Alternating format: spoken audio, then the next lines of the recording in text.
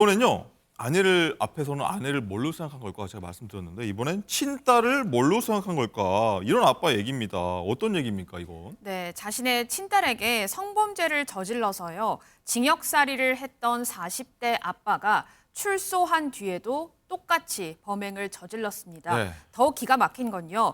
맨 처음 자신의 친딸에게 몹쓸 짓을 한 게 친딸이 무려 8살, 네. 아주 어린 이 어린이죠. 8살 때부터라고 합니다. 2016년부터 시작을 했는데요. 유사 성행위 등 성범죄를 자행하면서 법원으로부터 결국에는 징역 3년 6개월을 확정을 받았습니다. 자, 이후에 2022년 이 아빠가 출소를 하게 되는데 출소를 하자마자 쉼터에서 지내던 딸과 함께 다시 살게 됐다고 합니다. 자, 얼마간은 잠잠했지만 이 아빠는 지난해 2월부터 다시 딸에게 준간강 등 성범죄를 자행했다고 합니다. 네, 이거 한숨밖에 안 나오는데 팀장님, 8살 딸한테 성폭행을 하고 출소하고 나서 또 그랬다. 이게 아빠가 맞습니까? 그래서 아빠가 문제가 아니고 사람 같지 않은 금수보다 못한 사람인데요. 예. 2016년 8살 먹은 자기 딸을 친딸을 성폭행해가지고 3년 6개월 사고 나와서 2022년에 출소했지 않습니까? 그러면 반성하고 회개하고 딸을 위해 살해야 되는데도 불구하고 또다시 옛날 못된 버릇을 재현한 것이죠. 쉽게 얘기해서 딸을 가지고 지금 이제 10몇 세 됐겠네요. 10몇 세 된 딸을 가지고 온갖 선충이라든가 성폭행을 했기 때문에 이런 행동을 한다는 거는 정신적 문제도 있지만 아빠로 보기에는 친부라고 하지 않습니까? 저는 저 아빠라는 사람이 어떻게 저 사랑스러운 딸에게 그런 못된 성행 그 학대를 했는지 이해가 가지 않습니다.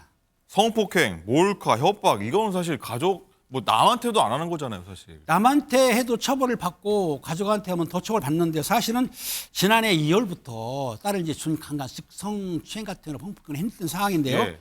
근데 중요한 건 뭐냐면 침실과 화장실에 저 남성이 아빠라고 안 부를게요. 저 남성이 몰래 카메라를 설치를 했습니다. 화장실에라든지 샤워실 옷을 벗게 되면은 나체를 보려고 저 몰래 카메라를 설치를 했었고 또 사생활을 간섭을 했던 것이죠. 그러니까 그리고 또 자기 딸에게 뭐라고 했냐면 딸한테 여자로 보인다. 이게 아빠라서 할 말입니까? 이게 말도 안 되는 행동을 했고요. 딸이 또 남자친구도 있을 수도 있지 않습니까? 이걸 못 본 거예요. 집착이 심해가지고 절대로 안 되는 거. 그러다 보니까 이 딸이 정말 악몽을 꾸는 것처럼 그리고 성적 학대나 그 추억이 못 이겨가지고 가출을 하게 됩니다. 네. 가출을 했는데 이 남자가 그 딸을 찾으려고 모바일 메신저라든지 SNS에 뭐라고 올려냐면 연락하지 않으면 너 주변 사람을 가만 안 둘 거야. 네. 그래도 연락 안 하면은 내가 극단적 선택을 하겠어. 이렇게 그 어린 딸에게 자기 협박을 한 것입니다. 정말 이 사람 심리가 정말 아빠라고 하지 않겠다고 하셨는데 심리가 정말 궁금한데 박지훈 변호사님 일단은 이 사람 감옥에 갔지 않았습니까? 그쵸. 처벌 받았는데도 뭐 전혀 반성이 없네요. 첫 번째 이제 범죄가 성폭법상의 친족 간의 성범죄 상당히 중하게 처벌됩니다. 딸을 자기가 관리 감독해야 될 상황인데 그런 어떤 지위를 이용해서 성범죄를 저질렀던 거거든요. 아주 중하게 처벌을 해야 되는데 그럼에도 불구하고 엄마가 가출해서 없습니다. 예. 이 아이를 돌볼 사람이 아빠밖에 없다는 거 이런 것들이 반영이 돼서 당시에는 상당히 낮게 3년 6개월형밖에 선처를 어떻게 받았다고 볼 수 있는 거거든요. 딸도 뭐 처벌하지 말아달라고 얘기를 했을 거고요. 그렇게 해서 좀 재판부 입장에서는 나중에 출소해가지고 새 삶을 좀 살아라. 그리고 이런 짓을 하지 말고 딸 잘 돌봐라고 했는데 결국은 또다시 범죄를 저질렀던 거죠. 네.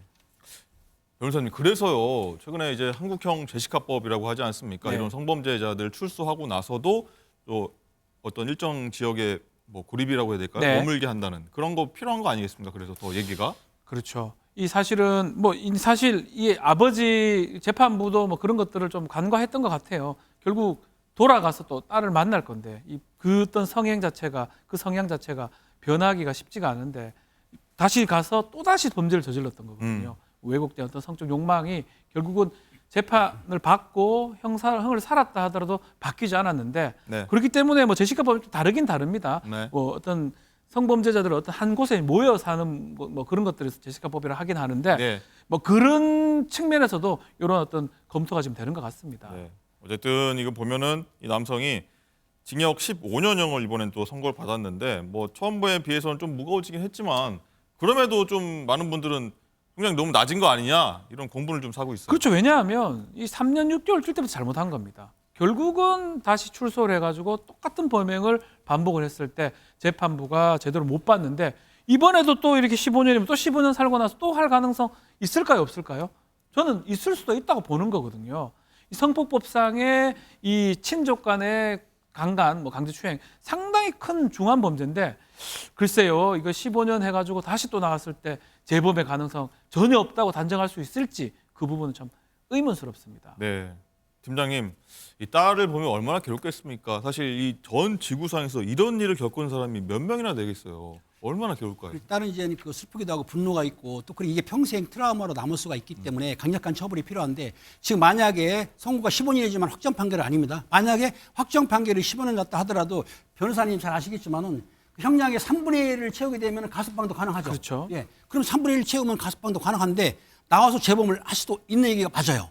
저는 우리 박 변호사님 얘기에 동의를 하는데 중요한 거는 그래서 대한민국은 물리적 요법은 못합니다. 하지만 화학적 거사를 해가지고 약물을 투입해서 성추행동을 자제할 수 있거든요. 예. 요거를 좀 시행도 하고 플러스해서 정신적 치료도 받게 되면은 이 사람을 육체적으로 정신적으로 개조를 해야 되지 그냥 가둬놨다가 풀어줬을 경우에 또다시 아까 박 변호사님 얘기한 대로 재범 가능성이 저도 매우 높기 때문에 이 병행치료 그러니까 화학적 거세하고 정신적 치료를 해가지고 사람을 바꿔야 된다 이렇게 강력하게 주장합니다. 알겠습니다. 예. 이런 사람들 보면요, 정말 남편이면 남편답게 또 아빠면 또 아빠답게 당연하지만 모두 명심해야 되지 않을까 싶습니다.